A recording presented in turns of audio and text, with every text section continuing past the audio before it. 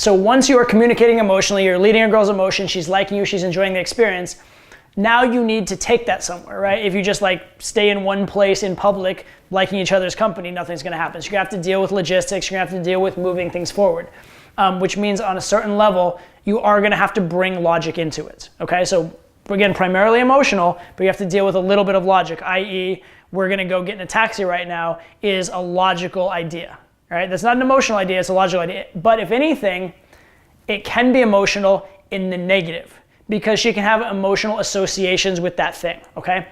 Because there are stereotypes.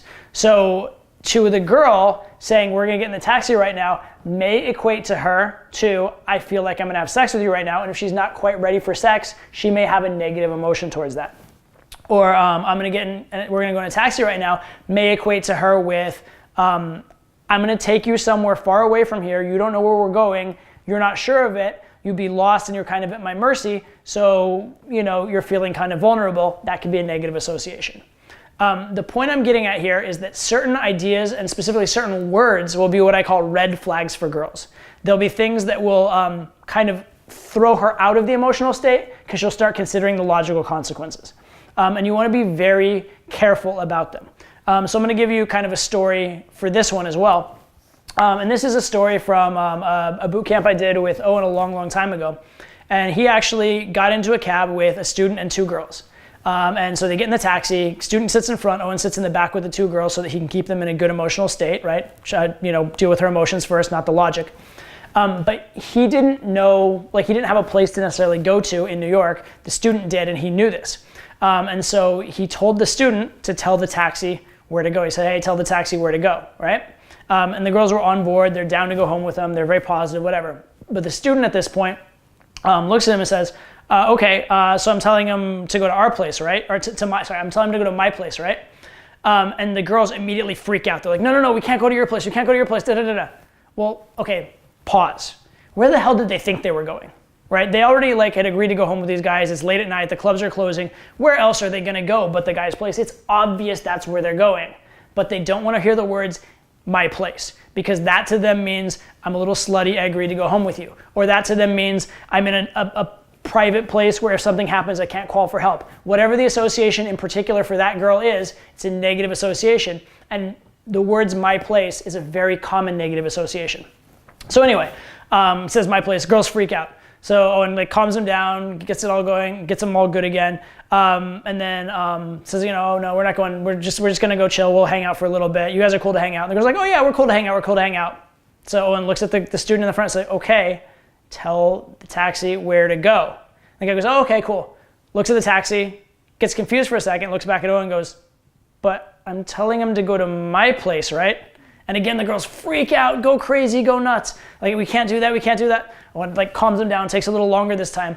And he says, so we're gonna go, this is okay, we're just gonna go watch a movie. You guys like movies, right? The girl's like, hey, we can watch movies, totally cool. Right, again, where do they think they're gonna watch the movie? Obviously the dude's place, right? Where else? But they're cool with watching the movie. And so Owen looks up at the student and says, tell the guy an address. And the guy goes, oh, okay, I got it. He turns to the taxi driver, he turns back to Owen and goes, but wait, and tell him in the address for my place, right? And the girls pull over the taxi and they get out.